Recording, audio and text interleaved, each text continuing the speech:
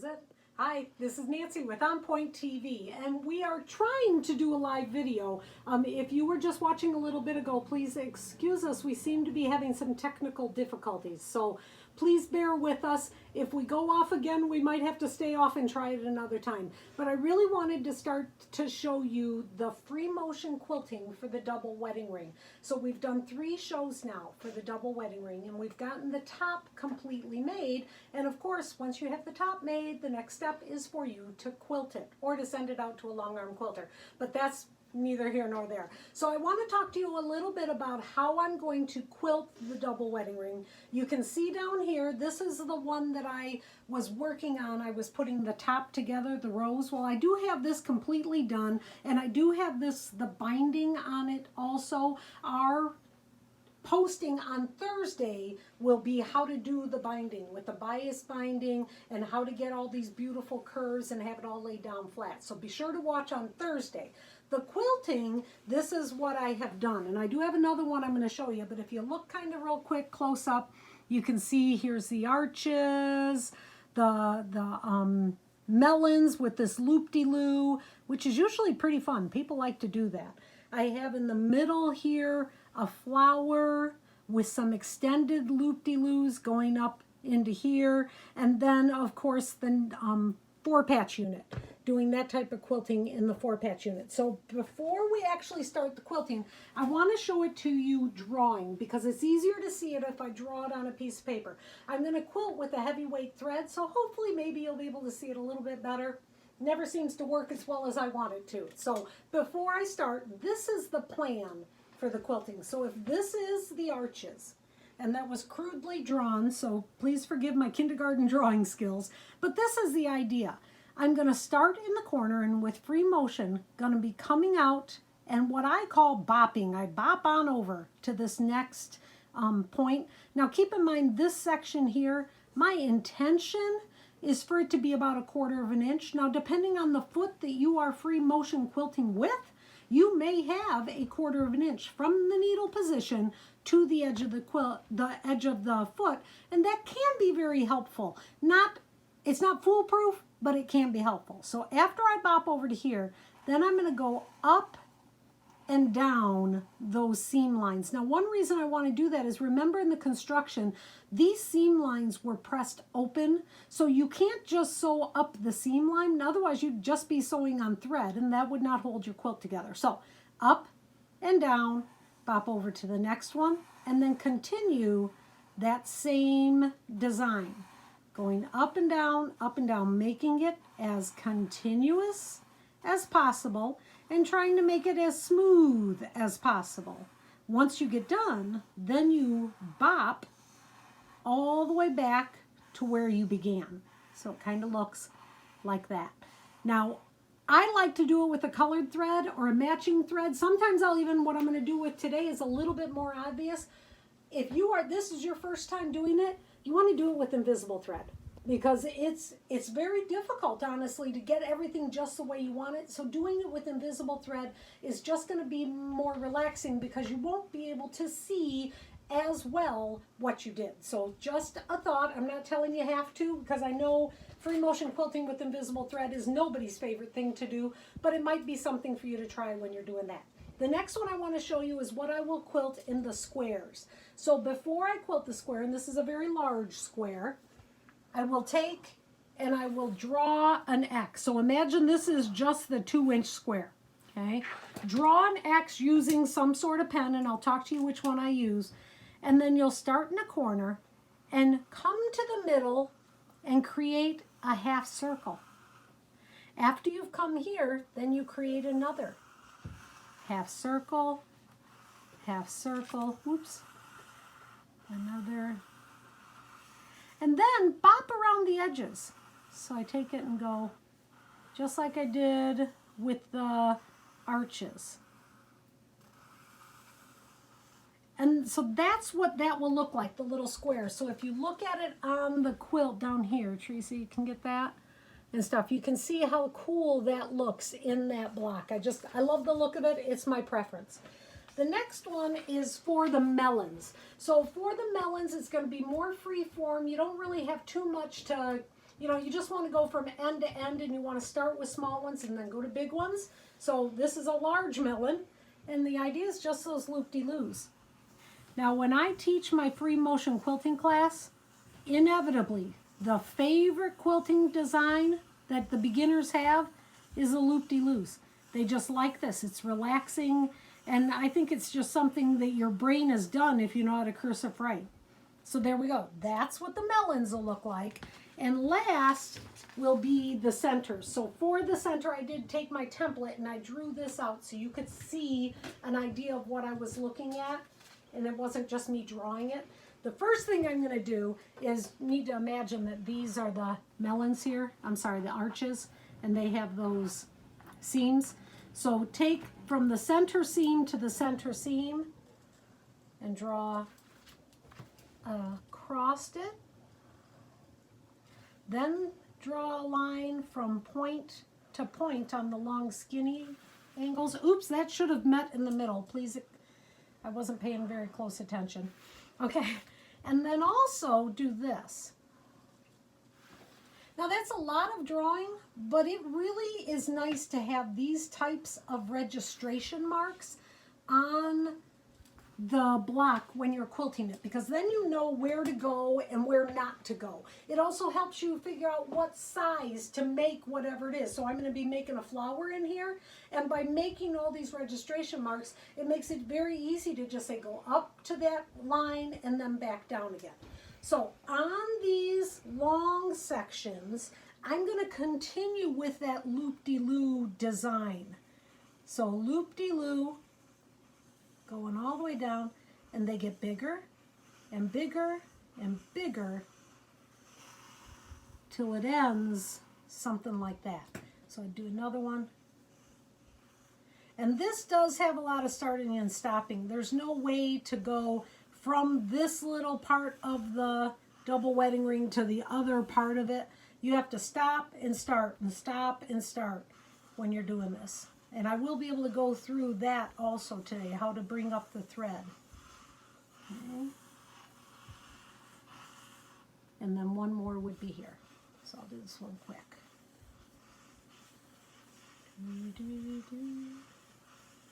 All right, and that leaves us to the middle. And in the middle, I'm going to do a flower. So when I do a flower, I start in the middle, and then I go up. And this is what I meant by those registration marks. Help you with the size of your petals. So all your petals are going to be the same size. And I like to go across. So if I start here, and what I mean by go across is now go all the way to this end. Then curve over to do this one. Go straight across. And now go up and fill in the gaps.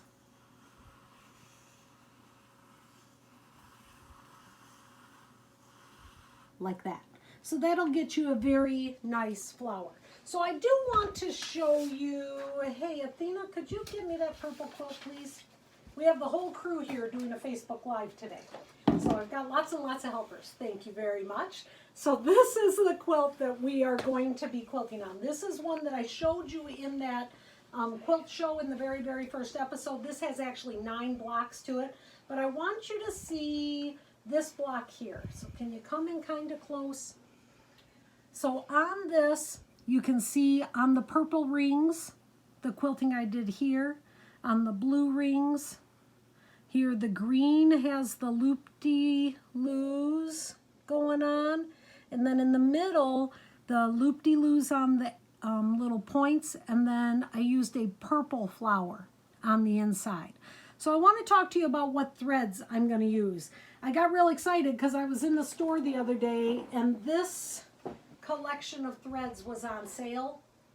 And I'm kind of obsessed about a family of threads. Something about when the threads all come together in a little pack, it just, I gotta have it. So, and it was on sale, so that's why I bought it. So this is Sulky's Petite. So these are cotton threads, but they are a 12 weight pearl cotton thread for all intents and purposes. So if you think about pearl cotton, a size 3 pearl cotton is quite thick. It's almost like a thin cording a size 3 is. And then 5, 8, they get thinner and thinner as they go, and this is the 12. So this is a rather thin pearl cotton, but the thickest thread that you can quilt with in your machine. I've never been able to use anything thicker in my machine. So I decided to use these heavier weight threads, and I used one of the petite ones, but then I also have from my original collection of my sulky blendables. So the blendables came out, I don't know, I want to say 10 or 15 years ago, and they're just larger spools. So they found that most people, when they were buying the petites, they were really wanting the smaller size spool. So I don't even know if it's available in these large spools anymore, but I love them. They're also really great for doing thread painting. If you ever want to do thread painting, maybe it's a video we'll do in the near future, consider doing these because it covers more ground. You actually fill more space and you can see what you're quilting. So I'm going to use that in the top, and then in the bobbin I am going to use Masterpiece thread. Now I've talked about Masterpiece thread before. This is the 50 weight cotton thread from Superior. Now this is how you normally buy it, in this spool that's got 600 yards on it. This one is what I oftentimes use when I'm doing piecing. I always try to buy it in the cone for doing piecing in those neutral tones, but I just so happen to have some pre-wound bobbins of a lot of different colors, and these pre-wound bobbins, they work really, really nicely in my Grand Quilter. So give them a try. Maybe they'll work, maybe they won't. I can't tell you if it'll work in your machine. I don't know. I know that these work in my machine. So these will be in the bobbin. So I will have that heavy weight thread in the top. I will have that lighter weight thread in the bobbin, and I will have a 90 top stitch needle. Now a top stitch needle is specifically designed for thicker threads. The hole is a elongated needle, and the shaft in front where the thread sets is actually deeper than any other needle out there. So it's going to protect it. Now, having said that, my thread is going to break. I know my thread is going to break. When I use these threads, especially when I'm going on heavy seams, the thread is going to break. I just deal with it. It's okay. I'm okay with that. The thread's going to break. I'm just going to have to rethread it. But one thing I do is this is silicone spray. Silicone is, I don't know, it's magic. It makes things slippery, and you can spray this on the cone of thread. So let me show you what I mean. Whoops. I take my cone, my spool of thread, and I literally spray the spool. And that seems to protect the thread as it's going through. Don't ask me why. I don't know. If I knew, I'd be a genius, but I'm not. I just know that it works. Actually, it was my friend Mary that has a quilt shop down in Fenville that taught me about the silicone spray. I use it on my counter to make my table really, really slick. Sometimes you can put it on your needle. That helps too. But for this thread, I find if I literally spray the spool with the silicone and just kind of let it set, it seems to not break as often. Having said that, it'll still break, and we'll just deal with that. I think that, oh, and then the other thing I want to do before we actually go down to the sewing machine is I want to mark this center, because this is the one that we'll be working on. Now, you can see here, I did mark those squares like I showed you, so that I could do the quilting in those. I did not do it around the block also. It just didn't seem to need it. I was kind of surprised. So I did the Xing through, and I quilted with those half circles. I could see it using my white marking pencil. So this is my white marking pencil from Bone. There's a couple of different varieties of it out there, but it's got like a 9mm white on it. Fabulous for marking, but doesn't mark onto this green. I couldn't see it. So for marking on the green, I'm going to use my Friction pen. Friction is the pen that erases with heat. So if you're like in the office and you're I was going to say signing something or drawing or doodling, and you don't want your boss to see it, you can go like this and just literally erase it away. Well, in sewing and quilting world, the easier way to erase it away is to just put your iron on top of it. Ta-da! It's gone. It goes away. I know. There's people out there right now saying, you know, but I've heard that it will come back, or I've heard it's never come back to me. So I'm okay with it. The only scenario where I've thought maybe it might be a problem is somebody said, what if I mark on it and then I take it to a stadium to watch a football game and it's cold and the marks come out or the marks show up again? Well, then when it gets warm, they will go away again, right? It only makes sense. So I've never had a problem with it. If you want, try to use something else that you can see. For me, friction pens are the bomb. I love them. So I'm going to do the marking on this block that I'm going to do for the quilting. So as I said, I'm going to go across from the two straight lines. So I've got a crisscross right in the middle. Okay. Then I'm going to go from the long sides. So now I have divided this block into 8 segments.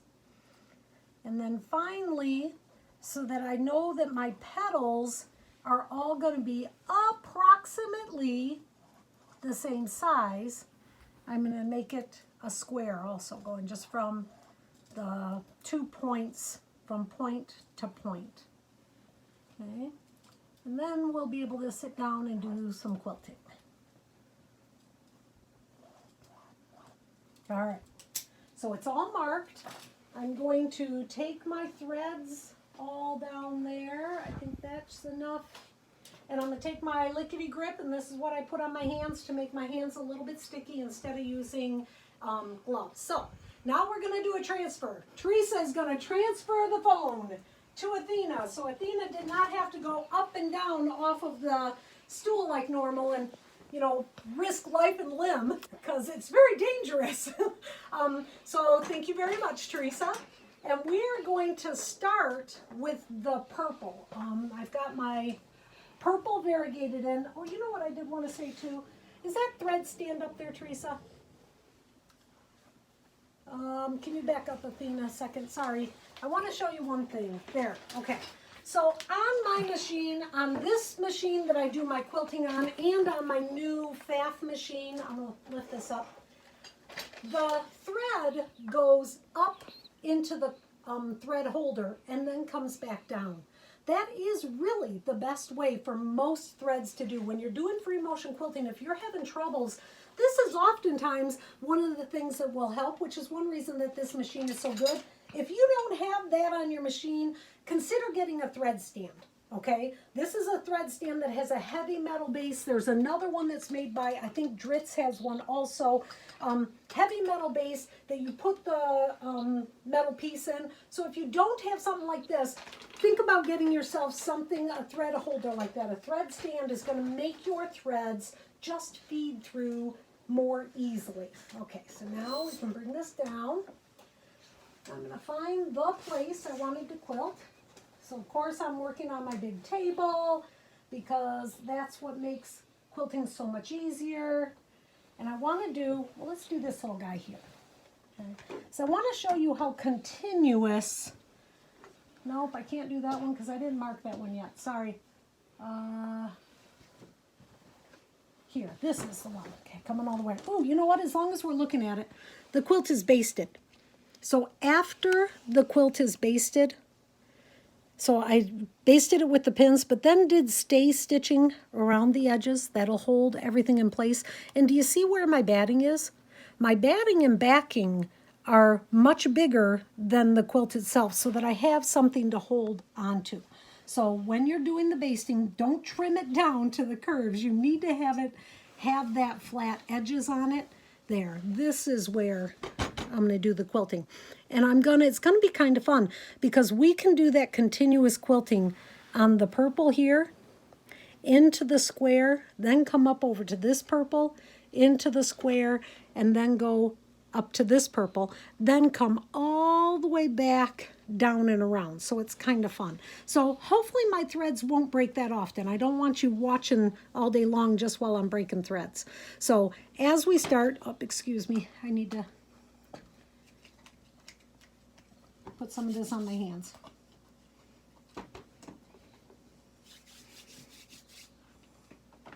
Okay. So we're going to start here. The first thing I need to do is bring my thread to the top. So I'm going to be moving up here, Athena. So I'm holding my thread. My presser foot is lifted. Putting my presser foot down. Put my needle down, my needle up. Lift my presser foot. Bring my quilt forward. And as I lift that, there's my bobbin thread. Right there. Can we see it? Let's see if we can move some light.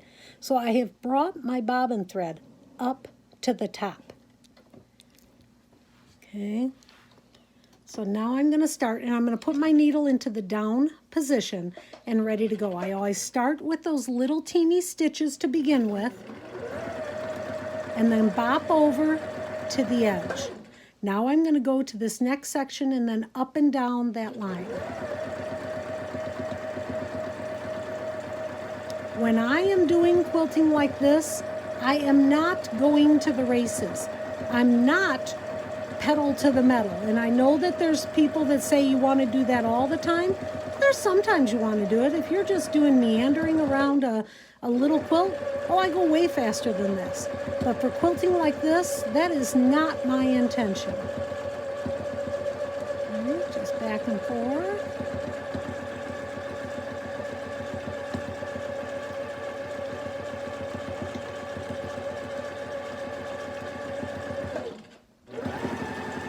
Went a little bit faster. I should have adjusted the speed on my machine so it would only go a consistent speed. And typically if my thread is going to break, it seems to be coming up into these areas where there's a lot of seams. So I'm going to go down to here. Now watch this. Now is the time that I do the square. Make that half circle. Now make another half circle going to the other corner. Another half circle. And then back again. Now I could go up this arch and do the other one too, but just because we're just doing this for now, I'm going to go back again, okay? So now I just bop back.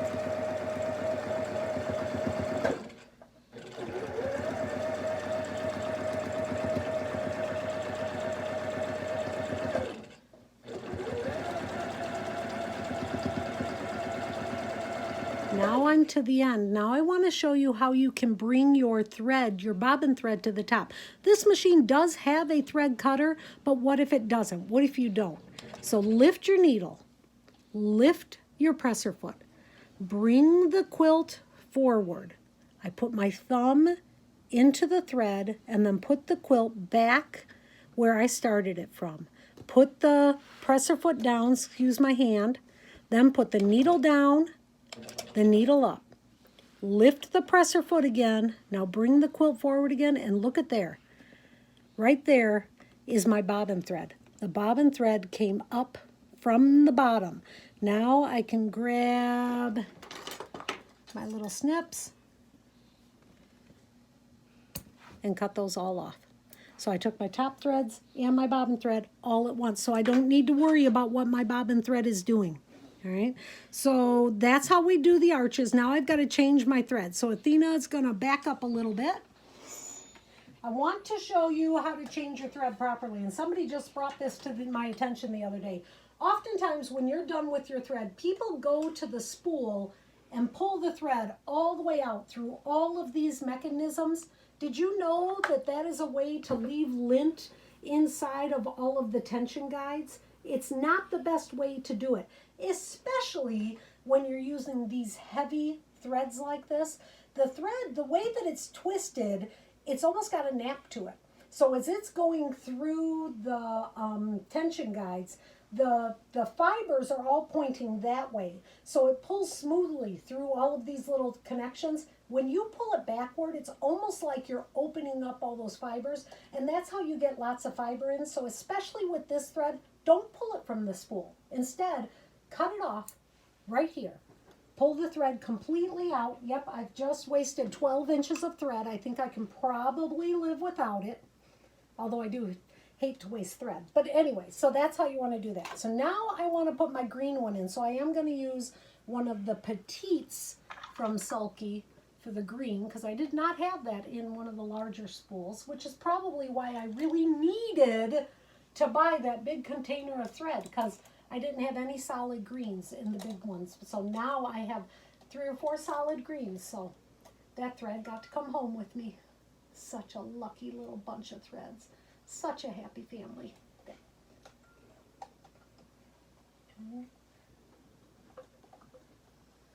And on this machine, I do have a rather nice needle threader.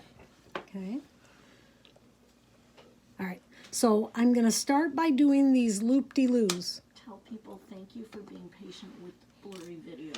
Oh, is the video being blurry? I told you we were having technical difficulties. You've got to trust me. Athena is being as still as Athena can possibly be. She is not dancing the jig while we are doing this video. I swear. It's not me. It's not her. It's technology. It's the video quality. So we'll just do this little guy right here, and then maybe we'll call it a day, and then we'll have to try to get back in the studio, and maybe we'll be able to get some better videos going. Okay, so I'm back into position. I want to bring my thread to the top again, presser foot down, needle up, presser foot up, bring it forward, and there is my bobbin thread. So that's how the bobbin thread comes to the top as you start it. Can you see it right there? There she is. All right. Then I grab my 2 threads together and go back into position. Presser foot down. Now I'm going to start the quilting. Starting with my tiny stitches to begin with.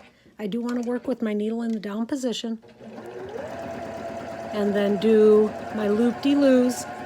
As I'm doing this, they're going to get a little bit bigger as I go.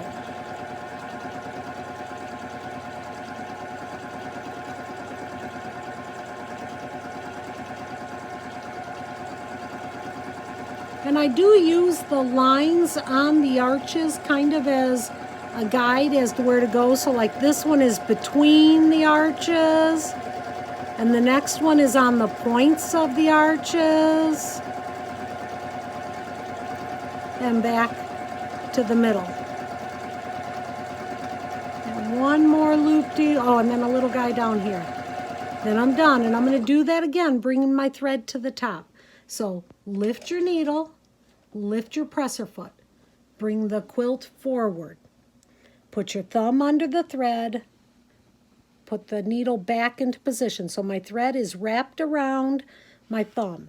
Now put the presser foot down, needle up, lift the presser foot. Now as I bring it forward, there's the bobbin thread. It came up. There's a loop attached to the green right there. Okay, so then I'm going to cut that off, just like that. So there you go. I'm not going to do the center of the quilting. If we're having bad technical stuff, I don't think that you want to watch too much more of that. We'll try to do this again. Gonna have to go somewhere with some faster internet because we don't seem to have the fast enough here that we need. I hope that you enjoyed it. I hope it wasn't too jiggly for you. But keep watching. We'll do a lot more videos with free motion quilting. Watch our videos on the YouTube channel, OnPoint-TV. Please subscribe and don't forget to hit the notification button also. You can also see all of our videos lined up on our website, which is onpoint-tv.com. You can find all the videos there and the book for the Learning to Quilt series and patterns and some other things that you can buy. Most of the tools that I showed you today are available for purchase on Quilting Warehouse. My friend Gina owns Quilting Warehouse, so I'd appreciate it if you visited her shop once in a while. So have a great day and go Rams!